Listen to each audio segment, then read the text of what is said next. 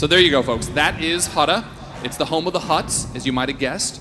Although it wasn't originally their planet. They actually moved in, enslaved the existing population, changed the name of the planet because they're very classy people, and then turned it into a bit of a toxic waste dump. Lots of gases and noxious fumes there. And then did they dress all the women in the little bikini thing? I don't know if they did that. You seem to have a fixation here, Blaine, and I think we should move past it. In any case, off in the distance, you can see the palace of Nemro the Hutt. He's the warlord in charge of this particular section of the planet. In charge is maybe a stretch because there's a whole lot of gangland violence in the streets, which we're about to cause. I think this is going to be your first look at combat in the Old Republic. So obviously, the bounty hunter is a ranged class. She has a blaster. She has some rockets at her disposal. We want to make sure your combat is as iconic as your story. It has to feel like a bounty hunter's combat system. So things we remember from the bounty hunters, they have some gadgets they can use. So when she doesn't want to take on 3 at a time, starts off with a little stun dart, then comes up close and takes them out with a flamethrower. Obviously, she wants to maintain range, but if she has to get up close, she handles it the way a bounty hunter should. Now, you notice that Jake is taking on multiple enemies at once here. This is a part of the game. We want to make sure that you feel like a hero from the beginning. So you'll take on groups of 2, groups of 3, even 4, very early on. We just make sure you have the tools to handle that kind of combat. Another look at that flamethrower because it's hot. You see what I did there with the hot? It's funny. I do, I see. Yeah, it's not funny. In any case, this is what we're talking about. This is heroic Star Wars combat that feels like the iconic class you think of when you think of the films. Now, we're going to jump over and show you a second class here. We'll get back to the bounty hunter in a minute. All right, so the next class we're going to show you here, we first talked about at E3, and this is, of course, our smuggler class. Now, you can quickly identify where this guy's taken from. Looks a lot like Han Solo from the movies. And so this means that, of course, he is the scrappy, jaded underdog who always comes out on top, no matter the odds stacked against him. Of course, this guy always gets the girl, maybe even the hot bounty hunter chick. You really need to drop this whole fixation with virtual girls.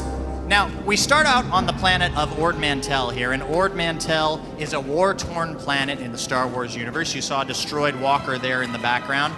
And basically, there are some separatists that are duking it out with the Republic here, and our mission as a smuggler is to run guns to the Republic side and help them out. Now, let's see what combat looks like with our smuggler. All right, so we quickly establish he's a ranged class, that trusty blaster at his side, if you will. Now, one of the important things about our game is we want every class to play, feel, look different. And so in thinking about, how we could make the smuggler special, we had to think about what Han Solo does in the movie. So Dallas, could you do a little reenactment? I think he does a lot of this. Maybe peeks around corners and stuff. Yeah, he's not really a tough toe-to-toe fighter, our Han Solo. No, he is not. So what we've come up with is the first ever cover system of its type in an MMO, which you see here. Now, it's often disputed, but some may say that Han shoots first, and that's what we're going to show you right here. Right. That's right. Han shoots first. All right, so you can see Jake has taken cover here, and the way that works is he's targeted an enemy, and then we get some indicators in the world that show us cover points. And we can switch between cover points, which we just saw there. And once we have established ourselves in a good cover position, we can then fire upon the enemy. Now you may notice above the enemy's head there's a green indicator. Just tells us that we have a defensive bonus against that enemy because we found a good cover point. Another thing to notice here as we go into cover again is watch that quick slot bar at the bottom of the screen. You'll notice we have different abilities based on whether we are in cover or not. So just one more advantage. Nice flashbang there.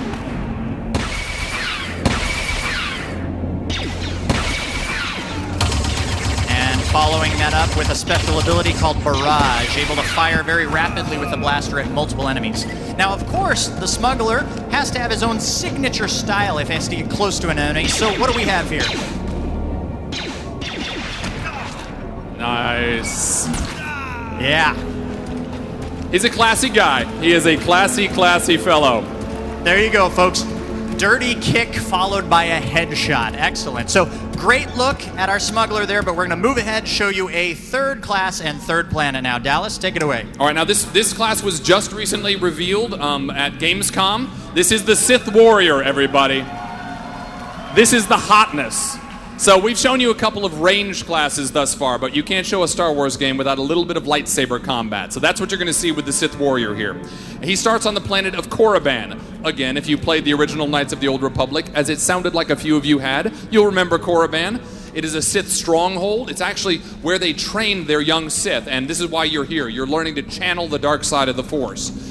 Now, you're going to actually be entering an ancient tomb here. These have been excavated numerous times, and you're going to try and recover some very powerful artifacts down there. There's some pretty nasty enemies along the way, though, and you're going to have to deal with them in a way that only a Sith warrior can. And I just want to point out, who better to go into an ancient evil tomb than Deep Crow?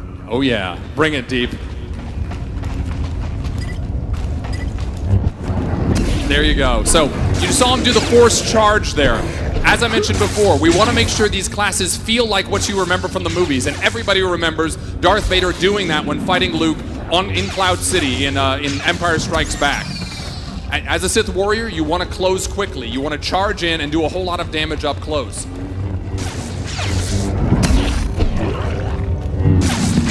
Very nice. Now, we've taken on a couple of melee enemies, but we're also going to see what he does when he has to deal with folks at range. Obviously, he needs to be able to deal with that situation as well.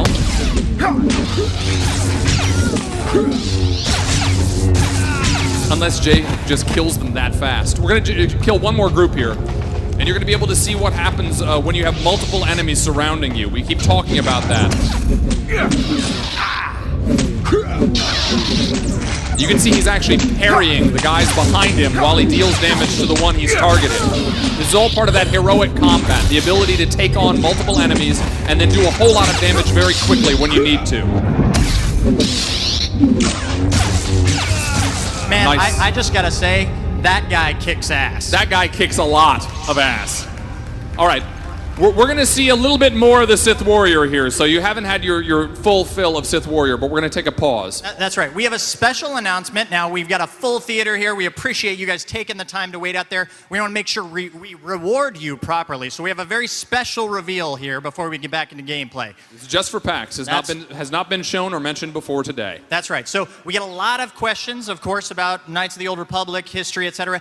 People want to know what happened to Revan. People want to know who the Emperor is. So we want to reveal to you, here at PAX, first time ever, the ultimate evil force in Knights of the Old Republic. Here we go. Ready? Hit it. Yeah, that's what I'm talking about. Darth Binks, baby. I think he has a special message for us. Misa Darth Binks! Misa Maxi Bink with the dark side force with an evil kaboom! Oh yeah, it's coming, baby. It's coming in Star Wars The Old Republic. That actually wasn't our reveal for today. We had a joke on you. We're funny like that. I think that explains it all. All right, so in our pause here, we are going to get back into gameplay, but let's recap what we've seen so far. So in the beginning, Dallas talked about these 4 key ingredients to making a great role-playing game. So far, we've shown you a little bit of combat with 3 classes, the Sith Warrior, the Bounty Hunter, and the Smuggler. We've shown you some exploration with Hutta, Ord Mantell, and Korriban. And we've shown you a little bit of progression with some higher level abilities. We're going to get back to that in a minute. But let's go back to story. So of the classes we've seen so far, if I was to play through, or Dallas, either one, was to play through as a Smuggler, who's a Republic side class, and then to play through as a Bounty Hunter, who is an Empire, Sith class, Empire class, our gameplay experience would be entirely different end to end. Hundreds of hours, is that correct? 100% unique.